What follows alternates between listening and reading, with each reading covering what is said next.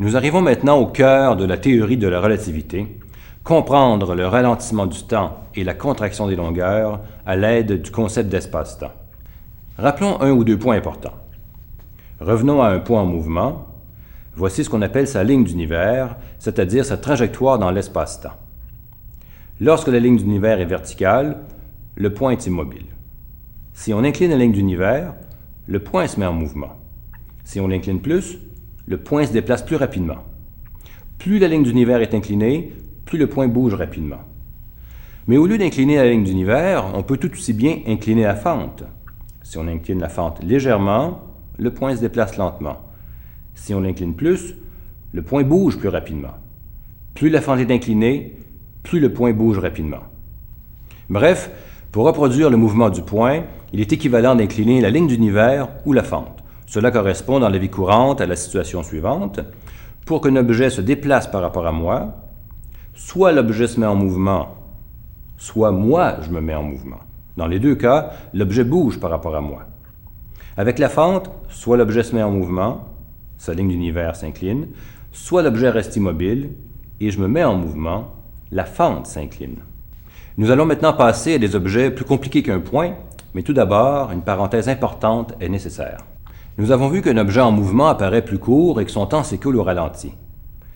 Mais vous êtes d'accord que si c'était le contraire qui se passait, si la vitesse produisait plutôt un allongement de l'objet et une accélération de son écoulement du temps, cela serait tout aussi mystérieux. Que les effets soient dans un sens ou dans l'autre, cela est tout aussi déroutant et paradoxal. Ce qui paraît vraiment inconcevable, c'est tout simplement que deux personnes puissent vieillir à des rythmes différents. Que les effets soient dans un sens ou dans l'autre, peu importe.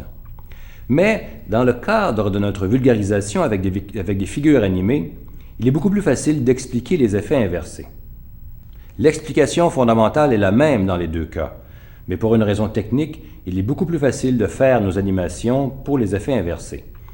Nous allons donc ici expliquer ces effets inversés et reviendrons dans une capsule ultérieure sur la raison de l'inversion des effets. Mais attention, je répète, malgré l'inversion des effets, ce qui va suivre est bien l'explication fondamentale au cœur de la théorie de la relativité. Revenons à nos animations dans l'espace-temps et considérons maintenant, au lieu d'un point, une perche. Voici la bande d'univers associée à la perche. Pour un point, c'était une ligne d'univers, pour un objet étendu, c'était une bande d'univers. Si la fente se déplace verticalement, nous voyons une perche immobile. Maintenant, inclinons la fente, la perche change de longueur et elle se met en mouvement. Si on incline plus la fente, la perche s'allonge encore plus et bouge encore plus rapidement. Plus la fente est inclinée, plus la perche est longue et plus elle se déplace rapidement. Il y a un lien entre sa vitesse et sa longueur. Plus elle se déplace vite, plus elle change de longueur. Rappelons que la perche est ce qui apparaît dans la fente, tandis que la bande d'univers complète sous la fente est normalement inaccessible à nos sens. Remarquez bien encore une fois comment vitesse et longueur sont intimement liés. Aussitôt qu'il y a un mouvement, il y a nécessairement un changement de longueur, puisque l'angle doit changer pour mettre la perche en mouvement. Petite inclinaison, petit changement de longueur et petite vitesse. Grande inclinaison, grand changement de longueur et grande vitesse. Ainsi, le même objet, selon qu'il est vu immobile ou en mouvement, n'apparaît pas de la même longueur. Je répète que l'effet est inversé ici. Plus l'objet va vite, plus il est allongé. Dans la réalité, c'est le contraire. Plus l'objet va vite, plus il est raccourci. Mais l'explication fondamentale est absolument la même. Il s'agit de cette rotation dans l'espace-temps. Ce n'est pas une rotation dans l'espace ordinaire, comme lorsqu'une toupie tourne. C'est une rotation dans l'espace et le temps. Pour l'observateur qui voit la perche immobile, ceci est l'espace et ceci est le temps. Mais pour l'observateur qui se déplace et qui voit la perche en mouvement, ceci est l'espace et ceci est le temps. Par conséquent, ce que chacun appelle l'espace et le temps est relatif. Cela dépend de son état de mouvement. L'espace et le temps sont donc des concepts relatifs qui varient selon les observateurs. Par contre, ce qui est derrière la fente, l'espace-temps au complet, est le même pour tous. Il est absolu. Tout n'est donc pas relatif en relativité. La bande d'univers aussi est absolue, mais la façon dont on coupe cette bande est relative. On comprend maintenant comment la perche peut réellement changer de longueur sans pourtant se déformer physiquement. La perche, ou plutôt sa bande d'univers, n'est jamais physiquement compressée ou étirée. Pourtant, ce qui apparaît dans la fente, et donc ce qui correspond au monde sensible, change réellement de longueur. Tout s'explique parce que nous ne percevons qu'une coupe, ce qui est visible dans la fente, d'une réalité qui possède une dimension de plus, la bande sous-jacente, et surtout parce que l'angle de cette coupe varie selon la vitesse. Selon l'angle de la coupe, la perche peut ou non rentrer complètement dans la grange. Et lorsqu'elle rentre complètement, ce n'est pas une illusion, car on peut fermer les deux portes. Voilà comment la contraction des longueurs peut être un phénomène réel, même s'il n'y a pas de compression physique de l'objet. On comprend aussi comment deux personnes peuvent mesurer en même temps une longueur différente pour un même objet. Supposons une perche immobile ici. Une première personne, moi par exemple, est arrêtée par rapport à la perche. Maintenant, supposons une deuxième personne qui passe à toute vitesse, en voiture ou en fusée. Du point de vue de cette deuxième personne, la perche est en mouvement. Voici maintenant la situation dans l'espace-temps. La fente de la personne immobile et la fente de la personne en mouvement. Utilisons des fentes transparentes pour mieux comprendre. Les deux personnes sont au même endroit et mesurent des longueurs différentes du même objet. La personne immobile, 7 longueurs. La personne en mouvement, 7 longueurs-ci plus longues. Pour chacun, la réalité est différente. Pour chacun, la longueur réelle de la perche est différente. C'est la magie de l'espace-temps. Remarquez que ce n'est pas seulement la longueur des objets qui est affectée par le mouvement, mais aussi la distance entre les objets. Voici deux perches identiques. Selon un premier point de vue, les deux perches sont immobiles, elles mesurent une certaine longueur et sont à une certaine distance l'une de l'autre. Selon un deuxième point de vue, elles sont en mouvement, elles sont plus longues et à une plus grande distance l'une de l'autre. C'est donc bien l'espace lui-même, incluant à la fois la longueur des objets et la distance entre eux, qui est modifié selon le point de vue. Notez qu'il y a un angle d'inclinaison maximum de la fente, puisque la vitesse ne peut pas dépasser celle de la lumière. Nous reviendrons sur ce point dans une capsule ultérieure. Passons maintenant à l'écoulement du temps. Voici une série de points qui représentent le clignotement d'une horloge, donc l'écoulement du temps. Lorsque la fente glisse verticalement, la montre est immobile et clignote à un certain rythme. Maintenant, si on incline la fente, la montre se met en mouvement et elle clignote plus rapidement. Plus la fente est inclinée, plus la montre se déplace rapidement et plus elle clignote rapidement.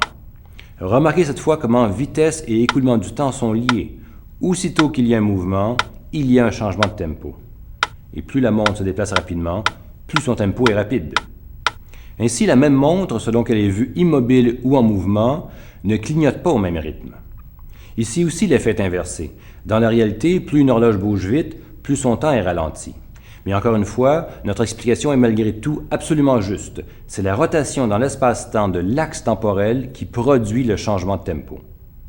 Remarquez qu'il n'y a pas de changement physique dans la montre. L'espacement entre les points ne varie pas.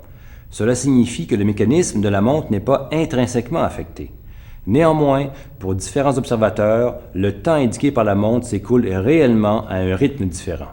Et par exemple, au retour de son voyage, le jumeau voyageur est bel et bien plus jeune que son frère resté sur Terre. Combinons finalement les deux effets. Supposons qu'une montre clignotante est attachée au milieu d'une perche. Voici la situation dans l'espace-temps. Tout d'abord avec la fente qui glisse verticalement. Maintenant, en inclinant la fente. La perche se met en mouvement et sa longueur et son écoulement du temps sont affectés. Vitesse, longueur et écoulement du temps sont intimement liés. Tout dépend de l'angle de rotation de la fente dans l'espace-temps. Petite inclinaison, petite vitesse, petit changement de longueur, petit changement de tempo. Grande inclinaison, grande vitesse, grand changement de longueur, grand changement de tempo. Remarquez que si la rotation est vraiment très petite, ce qui correspond aux très faibles vitesses de la vie courante, le changement de longueur est à peine perceptible, ainsi que le changement de tempo. C'est pourquoi tous ces effets ne sont pas apparents dans la vie de tous les jours. Voilà donc la clé de la relativité. Nous vivons dans un espace-temps qui possède une dimension de plus que ce que nos sens perçoivent.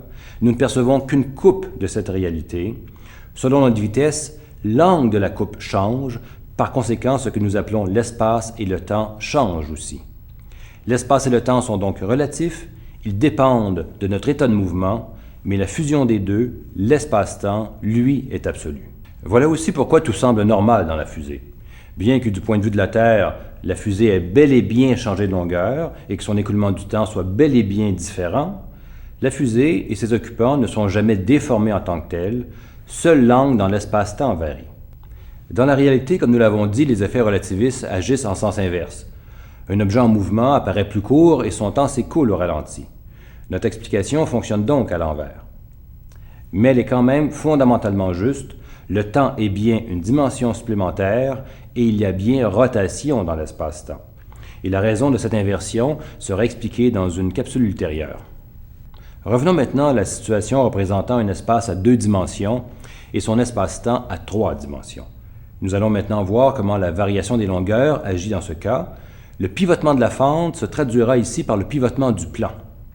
Pour simplifier, nous allons plutôt considérer cette nouvelle situation.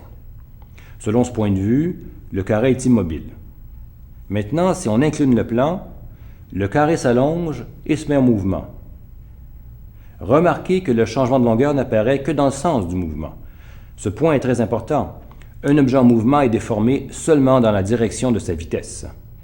Le même phénomène est vrai pour nos objets familiers à 3 dimensions, qui sont des sections d'objets quadridimensionnels. Comme pour les exemples précédents, selon la vitesse de l'objet, l'angle de la coupe change et la longueur de l'objet dans notre monde sensible est modifiée. Et comme nous l'avons vu dans l'exemple précédent, seule la longueur dans le sens du mouvement est modifiée.